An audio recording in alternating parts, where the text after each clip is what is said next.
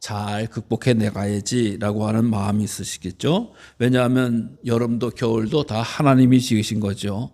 그래서 우리가 봄, 여름, 가을 경험을 하는 우리나라로서는 특별히 하나님의 은혜가 시마다 때마다 함께하고 계시다라고 하는 것을 믿음으로 고백해야 된다라고 하는 것이죠. 성경을 통해서 보면은 이 무더운 여름에 그냥 덥기만 한 것이 아니라 이 뜨거운 태양이 있어야지 곡식이 연글어 간다라고 하는 말씀이 있잖아요. 그래서 그냥 곡식이 뚝딱하고 심어만 놓으면 되는 것이 아니라 뜨거운 태양 가운데서 알곡이 되어져 가는 것처럼 우리가 이 세상의 광야 같은 길을 가는 동안 뜨거운 태양을 만나더라도 이 시간을 통해서 나의 영혼의 양식이 알곡으로 되어져 간다라고 하는 사실을 기억하시고 우리가 믿음으로 잘 극복해 나가시고 승리할 수 있는 성도님들 되시기를 바랍니다. 예, 우리 이번 8월 15일 우리 나라의 광복을 위해서 또 우리 교회가 얼마나 애를 쓰고 또 얼마나 많이 기도했는지 알 수가 없죠. 그래서 우리 민족의 지도자들이 우리 교회를 통해서 많이 배출되어지고 또 나라와 민족을 헌신했듯이 더욱더 남북의 평화로운 통일을 놓고 끝까지 기도해야 될 제목입니다. 사실 우리가 알다시피 북한 땅이 더 뜨거운 동네였다. 더 하나님을 잘 믿는, 그래서 평양을 동방의 예루살렘이다라고 하는 칭호도 듣고 우리가 보면 평양 북쪽에서 신앙생활 하던 분들이 많이 남한으로 내려와서 한국의 또 이 기독교의 큰 주축을 이뤘던 그런 시대가 있었던 것도 우리가 알 수 있습니다. 다시금 말씀으로 또 평화로 사랑으로 주의 복음으로 우리 북녘 땅이 회복되길 위해서 뜨겁게 기도하는 그런 시간이 되시기를 바랍니다. 예, 오늘 본문의 말씀 에베소서의 말씀입니다. 에베소서 사도 바울이 편지를 써서 보낸 그런 내용이 되죠. 특히 사도 바울은 많은 서신을 써서 우리 신약 성경을 통해서 편지로 교회와 개인과 지역에게 주님의 복음을 전하는 그런 방법을 도구를 썼습니다. 요즘 같은 우리가 전화로 그렇죠? 옛날 같은 경우는 급한 소리는 전보로 우편으로 전화로 이제는 카톡으로 또 나중엔 또 어떻게 나올지 모릅니다만은 어쨌든 많이 변화가 되어졌습니다만은 사도 바울은 서신을 통해서 에베소 교회에 혹은 또 많은 교회에게 편지를 할 때 특징이 있습니다. 특징이 뭐냐? 바로 전반부와 후반부를 나누면 전반부에는 예수님이 어떠한 분이신가, 주의 복음이 어떠한 것인가라고 하는 것에 대해서 알려주고 계세요. 그래서 그 지역에 맞게 또 사람들의 숫자에 맞게 잘 설명을 해주시는 거예요. 왜? 복음을 들어서 예수님에 대한 걸 이해를 해야지만이 믿음이 생기는 거 아니겠어요? 그것에 대해서 끊임없이 가르쳐 주시고 권면해 주시고 때로는 그 교회 형편에 따른 또 책망도 하시는 이런 서신을 보내다가 후반부 되면 이 믿는 믿음의 자녀들은 어떻게 살아야 되는가라고 하는 구체적이고 실제적인 행동 양식 또 윤리라고 대해서 실천에 대해서 알려주고 계시다라고 하는 거예요. 그래서 바울이 기록한 서신을 곰곰이 이렇게 보시면 앞부분엔 예수님과 복음 또는 그 교회에 대한 교훈과 훈계, 두 번째는 그 교회를 섬기는 그 편지를 받는 교회와 자녀들이 어떤 태도를 가질 것인가라고 하는. 그래서 어떻게 보면 이것을 덕목이다라고 이야기죠. 그 교회에서 덕목. 이 덕목이라고 하는 말은 다른 게 아니라 이 천성으로 타고 태어난 것처럼 실천해야 된다. 타고난 것. 우리는 태어날 때부터 태어난 것. 그래서 결국 어떠한 모습으로 살아가야 되는지라고 하는 거예요. 오늘 본문의 말씀도 에베소 4장 이하의 말씀, 특히 4장 25절 이하의 말씀은 사랑하는 성도들에게 어떻게 살아야 할 구체적으로 이렇게 실천하라라고 하는 거예요. 그래서 따지고 보면 그렇게 복잡하고 어려운 말씀이 아니에요. 그 태도와 삶의 방향을 고치고 잘 해 나가라라고 하는 거예요. 아무리 이론이 뚜렷하더라도 이 삶의 방법과 태도가 받쳐주지 않으면 그것이 아니거든요. 여러분 교회 모습만 다 다닌다라고 하더라도 교회 다니기는 모습만 갖고 있다라고 해도 구원받았다라고 이야기하지 않습니다. 구원받은 자는 어떻게 살아야 되는가, 어떻게 변화되어야 되는가라고 하는 것에 드러나야 되는 것이지 나 교회 다녀, 어느 교회 등록했어 라고 이야기해도 믿음 생활을 제대로 하는 게 아니죠. 결국 그 말씀대로 잘 살아나는 거예요. 주의 복음을 듣고 결단해서 하나님의 말씀의 자녀로 삼아 살아가는 그런 내용을 알려주고 있습니다. 특별히 그러면서 사도 바울은 제일 먼저 거짓을 버려라. 4장 25절 거짓을 버려라. 이 에베소서의 내용은 밖에 있는 사람들이 하는 얘기 아니에요. 에베소 교인들에게 하는 얘기예요. 근데 교인들에게 거짓을 버려라 라고 하는 것은 교인들이 거짓을 하고 있다는 얘기예요.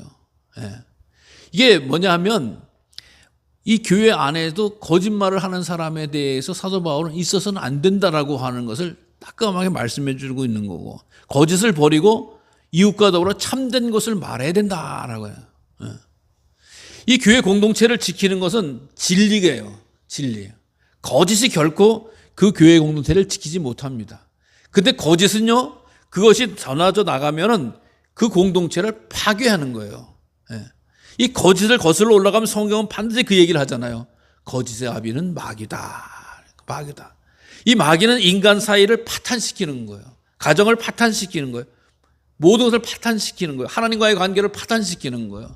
그러니까 교회 안에서 거짓말을 하는 사람이 있는데 그 사람들에게 참된 것을 말해서 우리가 서로 지체된 것을 잘 지켜라 라고 이야기해요. 얼마나 귀한 말씀입니까?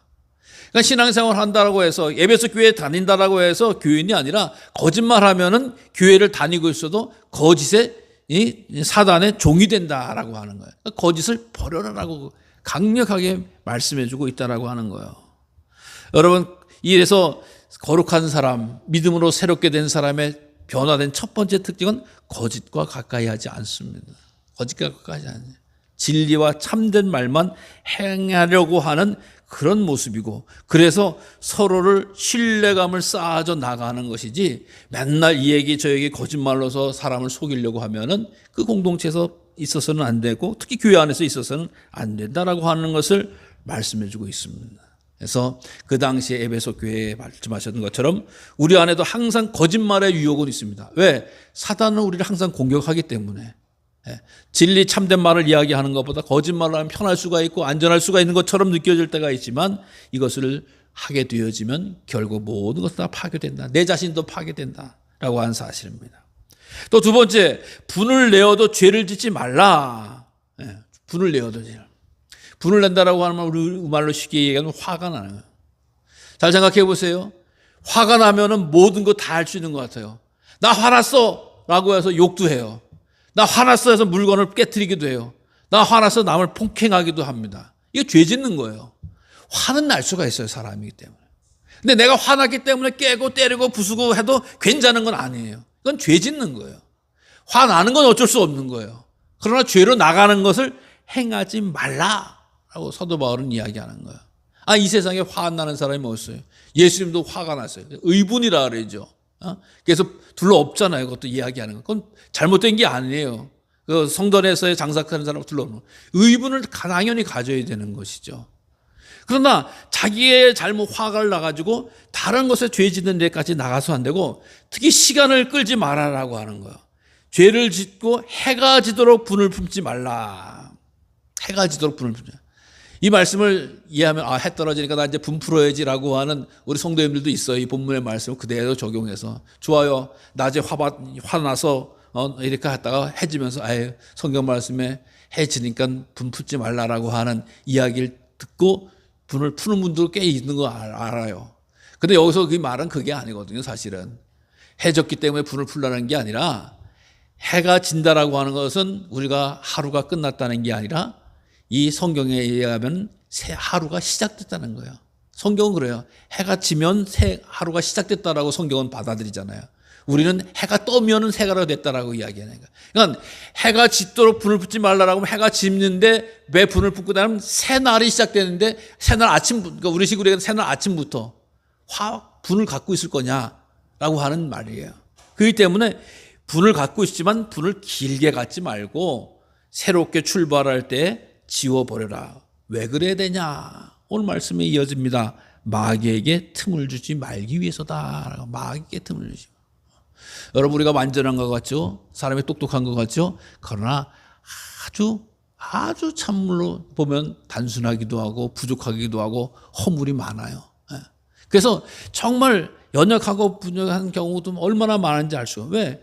그 마귀에게 우리가 틈이 얼마나 많은지 알 수가 없기 때문에 내가 화나고 분을 내서 휘젓고 다니면 세상에 아무것도 보이지 않는 것 같아도 마귀는 아는 거야. 아, 요때다.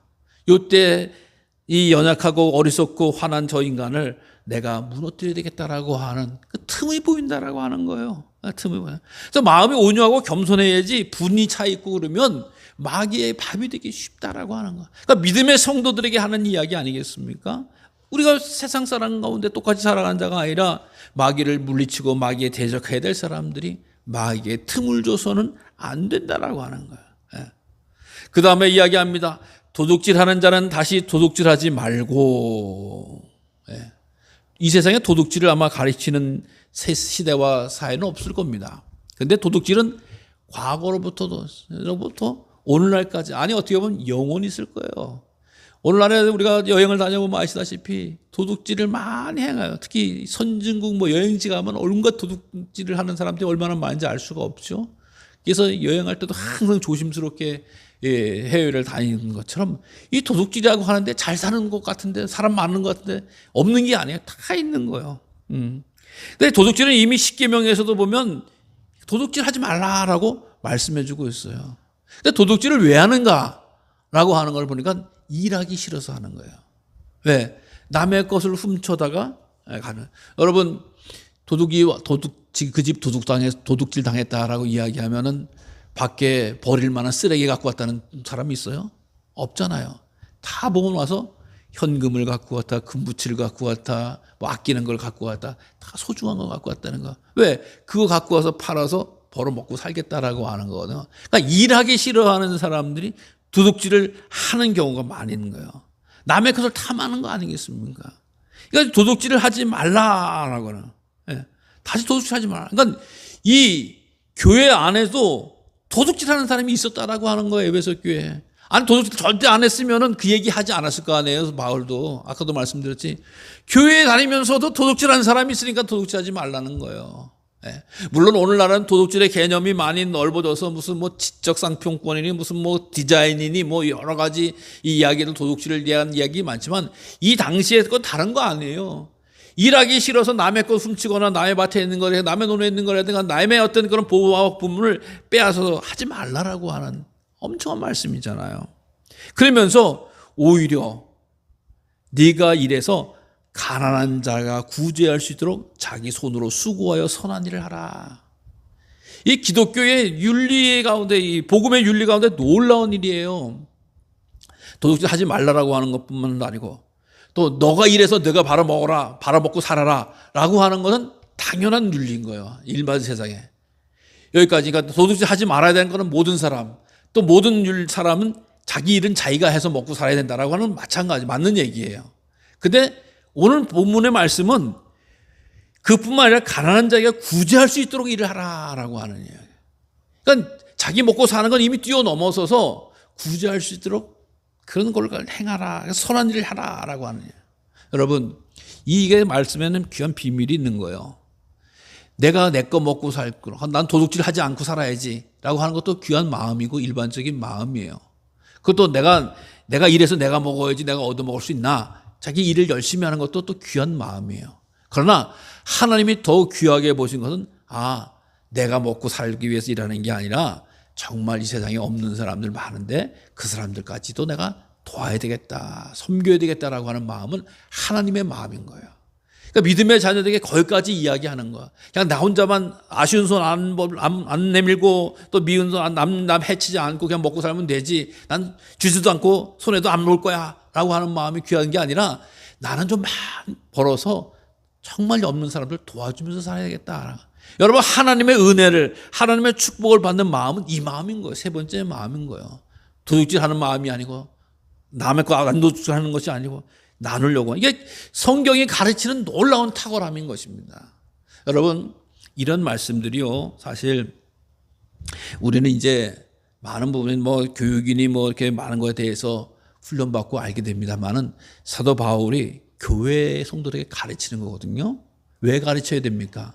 이런 얘기를 들어본 적이 없는 거예요. 어떻게 보면은 이 당시에는 남의 거 훔쳐다가 먹고 빼앗아다 먹고 화내고 자기 멋대로 살아도 별 문제가 되지 않는 시대였어요. 우리가 지금 뭐 윤리니 교육이니 이걸 많이 뵙고 봐오고 듣고 뭐 유튜브를 통해서 혹은 무슨 뭐 아침마당을 통해서 세미나를 통해서 막 듣고 해서 많이들 아시는데 옛날에 교육이라는 게 없었어요. 글자도 몰랐어요. 글자도. 생각해 보세요. 우리가 지금 이 세상을 살자고 하지만 우리 조선시대로만 올라가도 서당 가서 글자 배우는 집의 애들은 양반집하고 똑똑한 애 몇 명 빼놓고는 그 동네에서 애들은 다 공부 다닐 필요도 없어요. 서당 다닐 필요도 없었어요. 그냥 놀다가 아버지 어머니 따라서 일하는 거 배우고 그냥 그거에서 먹고 살다가 10대 중후반 되면 시집장가 가서 애 낳고 살면서 살아가는 게 우리나라뿐만 아니라 전 세계 마찬가지. 2000년 전에 이 유대 땅에 사람들도 마찬가지였어요. 그냥 일해서 잘하고 나서 그냥 먹고 살고 그렇게 하는 거지. 야, 인간은 이렇게 살아야 된다. 이렇게 사는 게 옳게 사는 거야. 이게 바르게 사는 거야. 가르쳐 준 적이 없어요. 그냥 알아서 사는 거지. 그러니까 남의 거 훔쳐도 괜찮고 거짓말도 괜찮고 뺏어도 괜찮고 이런 건데 이제 사도 바울에 의해서 성도들은 이렇게 살아야 된다라고 가르쳐 주는 거예요. 그러니까 자기가 되는 것을 몰랐던 것을 깨달게 되어지고 알게 해준다라고 하는 건데 여기서 더 크게 하나님의 지혜와 비밀의 말씀을 이야기해 준다라고 하는 거예요. 그러면서 이제 또 입술에도 이야기하자. 야, 더러운 말은 입 밖에도 내지 말고 덕을 세우는데 선한 말을 하여 듣는 자들에게 은혜를 끼치게 하라라고 또 가르쳐 주는 거 아니겠습니까? 더러운 말이 뭐예요? 뭐 우리가 알다시피 욕을 한다? 이게 더러운 거긴 하죠. 입술에 그렇게 더러운 욕을 하는 것도 안 좋습니다만은 성경에서 바울은 이 더러운 말이라고 하는 것은 내가 이야기를 해서 사람들끼리 다투고 분쟁하게 하는 말을 하지 말라라고 하는 이야기예요. 아주 고차원적인 이야기예요. 이게 더러운 말이라는 거예요. 사람 사이에서 내가 이 이야기를 저 사람한테 하면 저 사람과 저 사람이 싸우겠지, 나는 괜찮겠지라고 해서 빠져나가려고 하는 게 아니라 내 입술을 통해서 저 사람 전해진 말이 이 사람과 저 사람을 다툼으로 만드는 게 더러운 말이라고 하는 거예요. 사실 여부가 아니라 그 결과를 놓고 이야기한다라고 하는 것입니다. 그저 이 덕을 세우고 귀한 일을 행하는 그런 말만 하는 것이 중요한 것이지 사람 사이를 이간질하고 사람 사이에 싸움을 붙이는 것은 결단코 하나님이 기뻐하는 말이 아니다라고 하는 겁니다. 여러분, 나는 사실을 이야기했다라고 이야기합니다만, 나는 진리를 전했다라고 이야기하지만 결론은 저희 가서 저 사람들끼리 지금 싸우고 있다라고 하는 것이 더러운 말이라고 하는 거예요. 이거 하지 말라라고 하는 이 사도 바울의 이 이야기입니다.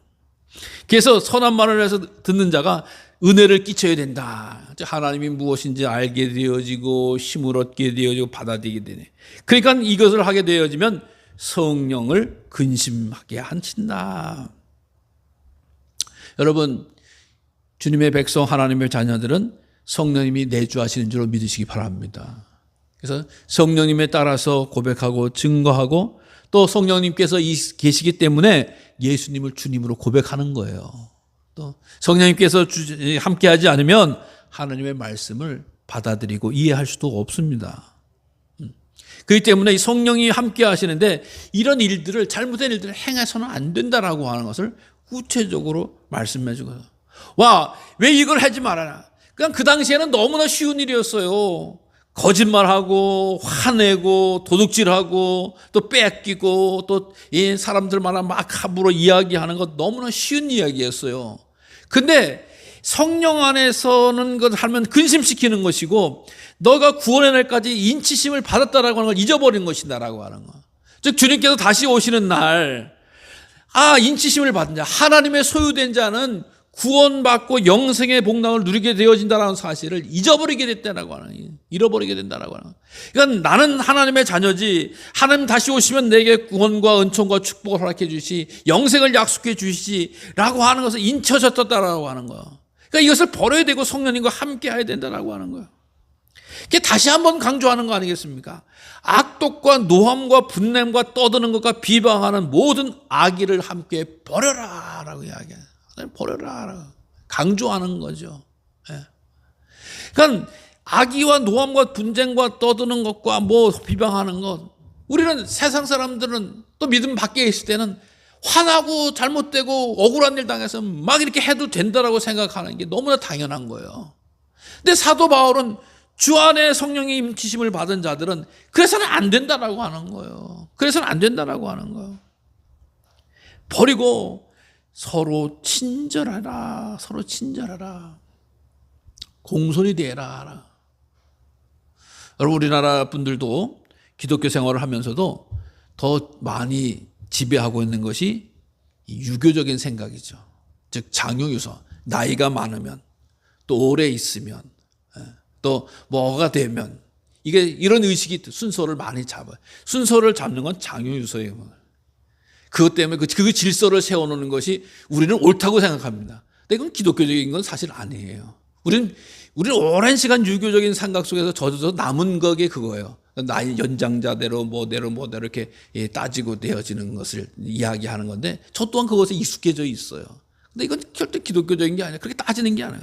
그냥 나이가 많든 적든 친구도 될 수 있고 무슨 뭐 될 수도 있는 이런 관계로서 서로 친절하게 되는 거예요.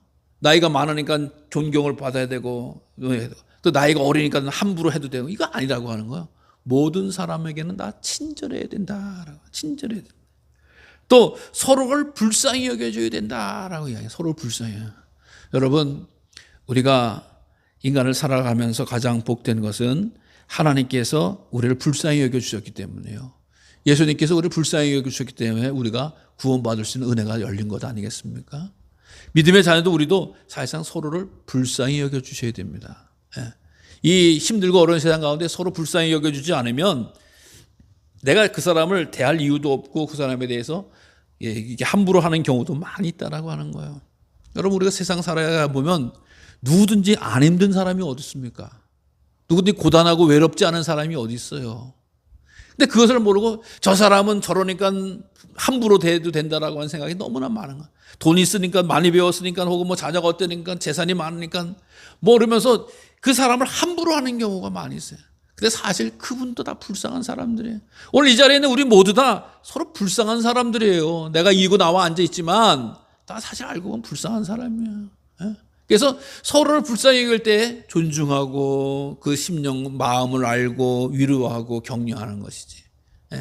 그래서 어느 프로그램을 자료를 보니까 부부 관계에 있어서도 가장 좋은 관계는 서로를 불쌍히 여기는 게 좋다는 거예요. 서로 불쌍히 여길 때 그 부부 평생을 같이 살았는데, 아이고 이 양반 힘이 이렇게 늙어졌네, 힘이 없어졌네, 곱돈이 거칠어졌네, 이러면서 서로를 불쌍히 여겨주는 마음이에요. 아니 내가 돈 벌어다 줬는데 여태껏 뭐 했냐고, 아니 내가 여태는데 뭐 이렇게 힘을 못 쓰냐고, 아니 내가 뭐 이렇게 곱질 못냐고, 막 이렇게 해서 서로를 불쌍히 여기지 않으면 안 된다라고 하는 거예요. 그리고 또 서로를 용서하라라고 해요.